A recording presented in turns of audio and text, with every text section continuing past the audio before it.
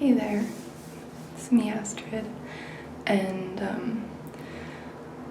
I'm here to talk to you today about self-harm. And before I get started, I just wanted to say that the day is busy and the sun is shining, and there's going to be some cars going by in the background, a little bit of drafty noise, and I hope you don't mind that.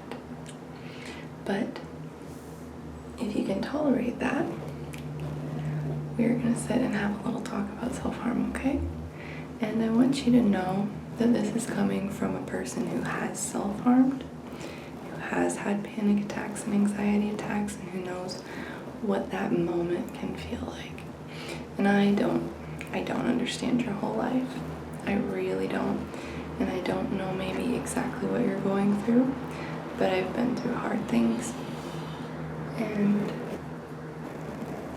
I know that you can make it through. I made it through hard things.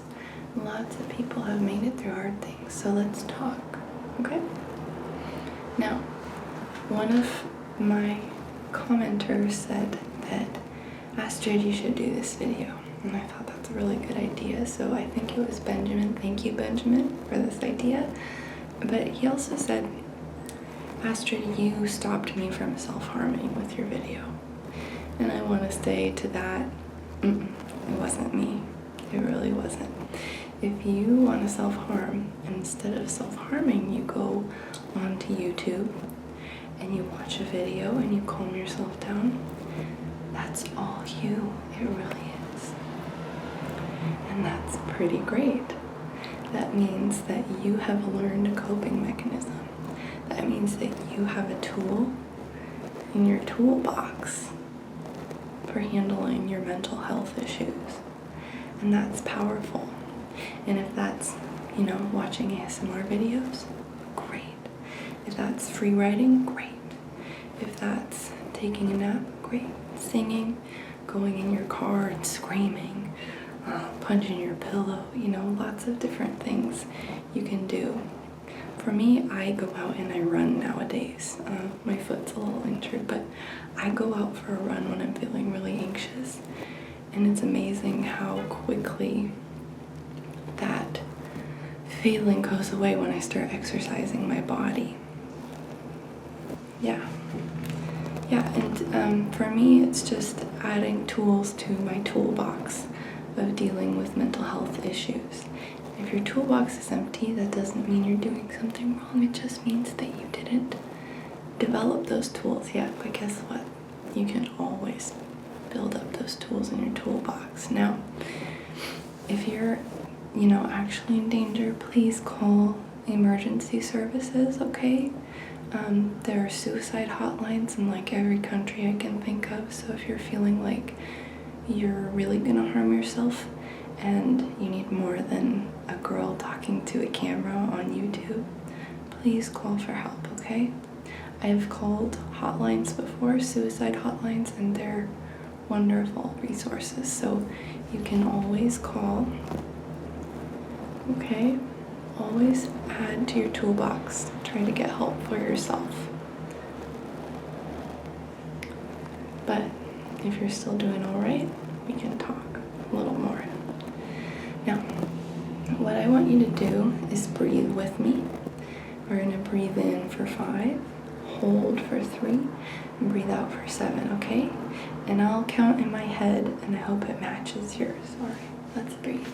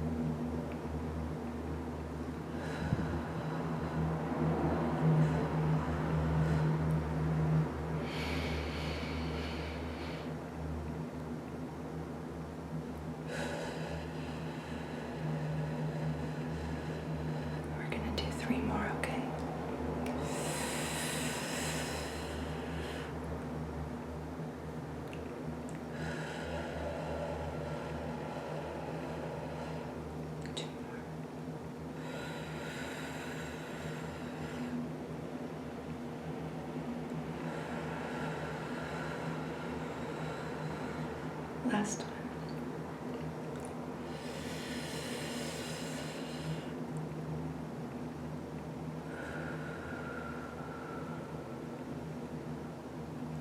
Really good.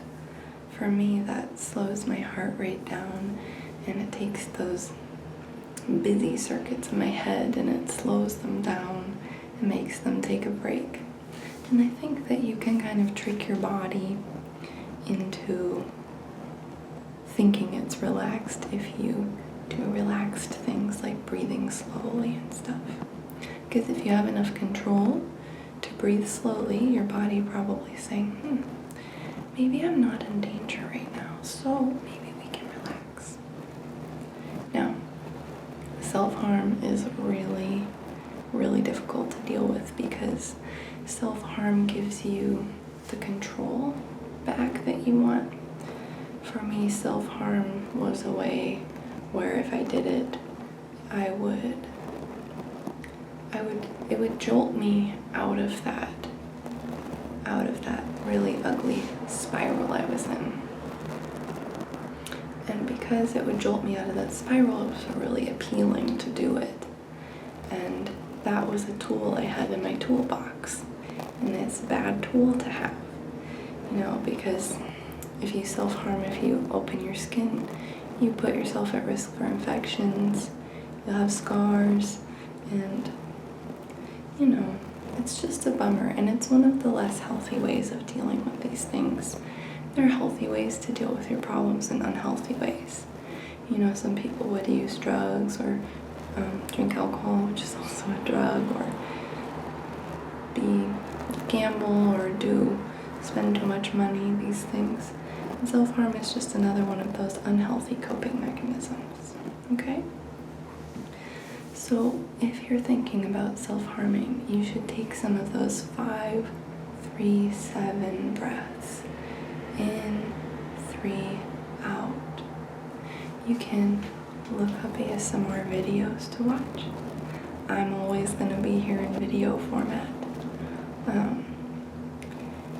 You can call a friend. A lot of times when you're having anxiety and depression and these things, your brain tells you lies. That's what I try to talk about to a lot of people. Your brain tells you lies, and they say you're bad, you don't have friends, your friends and family don't care about you, you're not good, you're not smart, you're not pretty, you're none of these things. And those are really ugly lies that your brain is telling you. Because if people spend time with you, it means that they like you. They want to be around you. And if you've helped your friends out, I'd be shocked if they didn't want to help you out too. And your friends, you should call them. Sometimes if I'm feeling really sad and feeling in that dark place, I will force myself to call my friends and say, hey, I'm having a bad time and I don't want to talk about it, but can we hang out tonight? Can I stay for the weekend? Can I visit? Can we get coffee? That helps. In the moment of self-harm, it's really hard once you have something sharp in your hand, or you use your nails, or you hit yourself, or you pull your hair out. It's so quick. And your goal is to slow yourself down, okay? So when you catch yourself in that anxious spiral, try to breathe. Try to breathe.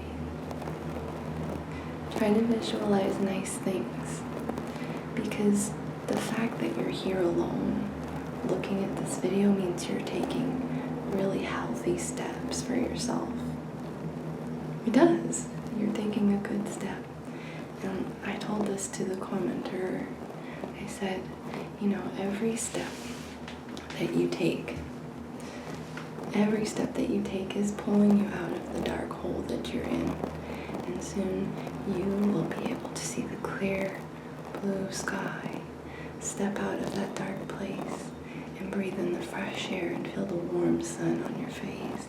And that's what you should imagine. That's what you should believe in. Because it's real. It's a good visualization, and it's a real way that your mental health can go. So next time you feel a really strong urge to self-harm, breathe. Visualize a beautiful field, a cool breeze on your face, blowing your hair by. Imagine wonderful sparkling flowers in this field. Let your mind take you to places of fantasy if you want. Maybe you're in Rivendell, picture it. Try to breathe before you make choices. Pause. Stop, count to 3. These kinds of things. Instead of doing something that will actually hurt you, do a slap or a snap instead. These kind of things. And lastly, you should learn how to see the signs, the red flags, before you get to a point where you want to self-harm. Say, I'm having a dark day. My mind's not doing so well. And say, I'm going to do something healthy before then. I'm going to go for a walk. I'm going to read a book I like. I'm going to turn on Netflix and watch something funny. Okay? And you will slowly but surely be better. And never shame yourself for making a mistake. Going back to it. It's okay. Remember, I'll always be here in video format. You can always come watch this. And do take good care of yourself.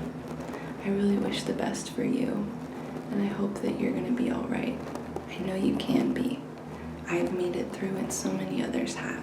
And you can too, right? Put some more tools in your toolbox, my dear. Things will be okay. Let me hug you. Alright. Goodbye.